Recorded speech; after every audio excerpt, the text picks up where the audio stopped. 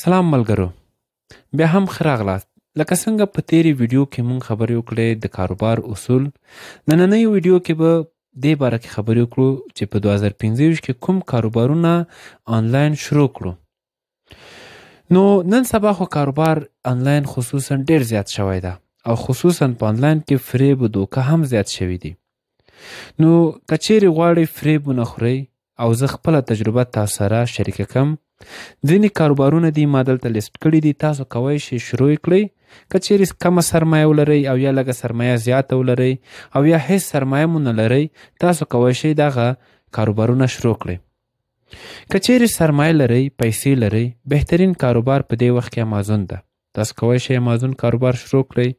ټریننګ واخلئ، یو چا سره ټریننګ وکړئ، 3 میاشتې وخت ورکړئ، ټریننګ ته زده یې کړئ، هغه نه بعد انټرنشپ وکړئ 1-2 میاشتې تر څو صحیح مو زده شي. او که چیرې وخت نه لرئ، مونږ کولی شو دغه برخه کې هم تاسو سره کومک وکړو، اکاونټ مونږ درته منیج کړو، مخته یې ویسو.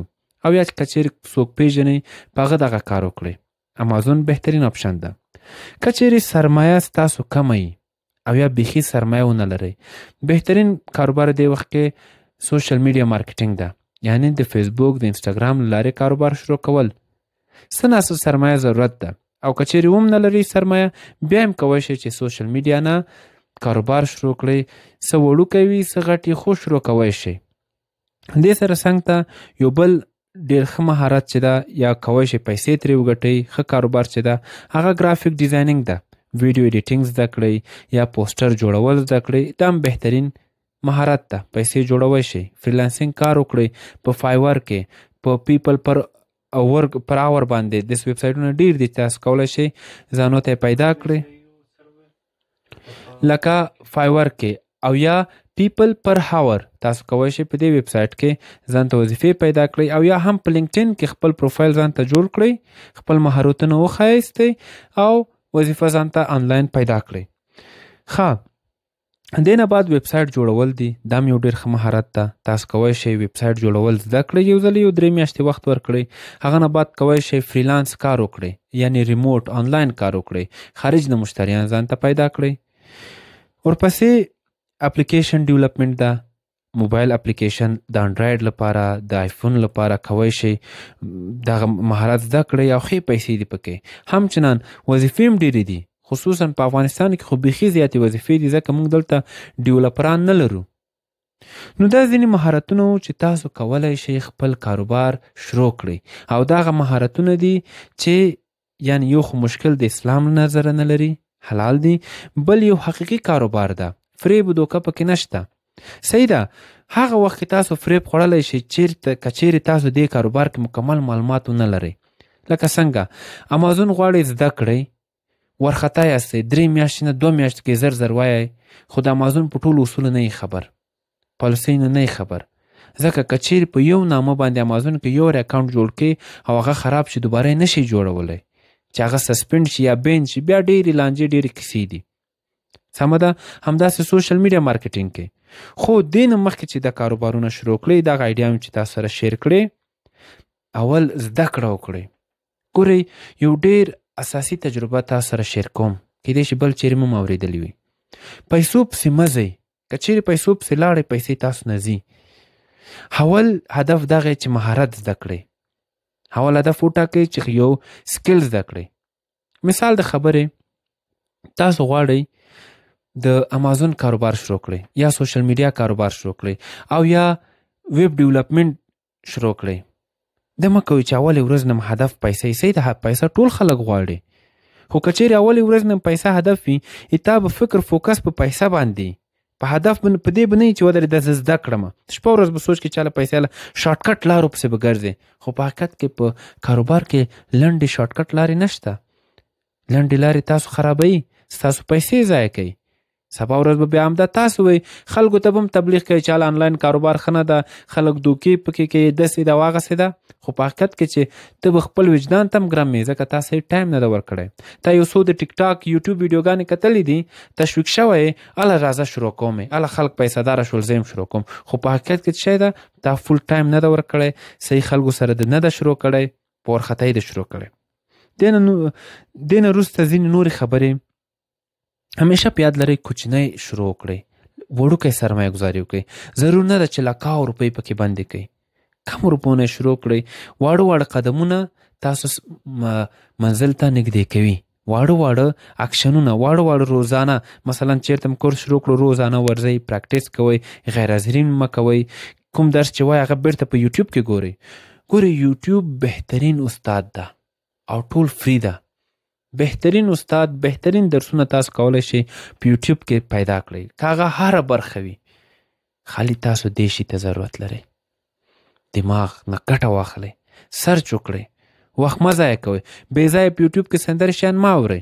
دغه کوم ایډیاګانې چې ما شیر کړئ تاسو سره، لاړ شئ په یوټیوب کې مې یو ځلې سرچ کړئ. حتما خو دومره انګلیش خو به مو زده وي. که انګلیش مې نه زده، په دري، فارسي، پښتو کې هزارها ویډیوګانې جوړې دي. بهانې مه کوئ. د کوم کس چې بهانې کوي د اصلا پوهېږي مشکل څه ده، د دوی ذهن غلام شوی وي. ذهن ډېر مهم رول لري په ژوند کې. که چېرته ستا ذهن غلام وي، ته به دې ته ښه وخت لرې چې 2 غنټې 3 غنټې یو فلم وګورې، ټوله ورځ سکرولینګ وکړې، ټوله ورځ خوب وکړې، ټوله ورځ بې ځایه ملګرو سره وخت ضایع کړې. خو چې کله د کار وخت راځي، زړه د تنګېږي، دماغ د ستړي کېږي، خوب در باندې راځي. ولې؟ تا دماغ غلطو شیانو سره عادت کړی ده. ته چې ځان ته څه شی ورکوې، څه شی چې په سترګو ګورې، هماغسې ستاسو دماغ ټرین کېږي، اماده کېږي. نو کوشش وکړئ روزانه یو منفي عادت له خپل ژوند نه لرې کړئ. او د منفي عادت لرې کول ډېر اسانه دي. 2 ورځې مه کوه، ډېر نه، 20 ورځې یا یوه میاشت. 2 ورځې هغه کار مه کوه، په 3مه ورځ به د خپله له یاده وځي. په 3مه ورځ ستاسو د دماغ او ستاسو زړه به هغه کار نه غواړي، طلب به کم شي. بل، په خپل ځان باور ولرئ او خپل ایمان مکمل کړئ. دا ګوره ډېر مهم خبرې دي. باور په خپل ځان او ایمان. یعنی څنګه؟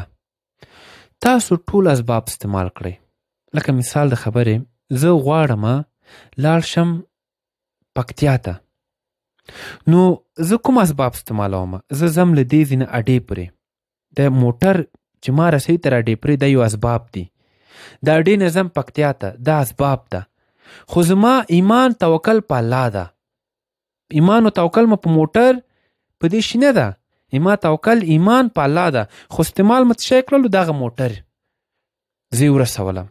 په ژوند کې هدف رسیدل هم دغسې دي. ستاسو باید ایمان توکل په الله وي. خو دې لپاره چې هغه هدف ته ورسیږي، چې مثال کې آنلاین ښه کاروبار ولرئ، میلیونر شئ، موټر واخلئ، کور واخلئ، نو دې رسیدلو لپاره اسباب څه شی ده؟ 2025 د ویډیو به حتما ستا مخې ته درځي، ته به یې ګورې. 2025 فرصت ده، ګټه ترې واخله. همدا موبایل، همدا انټرنیټ ګټه واخلئ. بیا به وخت تیري، 2030 بیا به ارمانونه کوئ، بیا هغه وخت فایده هم نه لري. ځکه تا له خدای وغوښتل چې یو کاروبار شروع کړم، تاسو ته اعلان درځي، د ډېر دلته اکاډمیانې جوړې شوي دي کابل کې. الحمدلله زموږ د اکاډمي اعلان تاسو ته حتما درغلی ده. که هغه سوشل میډیا یې، که هغه امازون یې، تاسو ته حتما درغلی. چې تاسو یې نه منئ یا تاسو ځان ته بهانې راوړئ، ستاسو د ذهن کمزوري ده.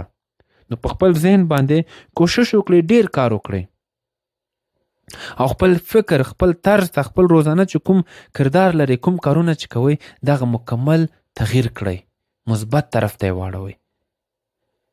نو انشاءالله په آینده ویډیو کې به مونږ خبرې کوو د امازون کاروبار چې څنګه شروع شو، څنګه کامیاب شو، چا جوړ کړو، ولې د یو ښه فرصت د افغانانو لپاره، او خپل سکسس سټوري کوم افغانانو چې وکوی شو، پیسې ترې وګټلې او یا مونږ ورنه وګټلې، دغه به تاسو سره مونږ شیر کوو.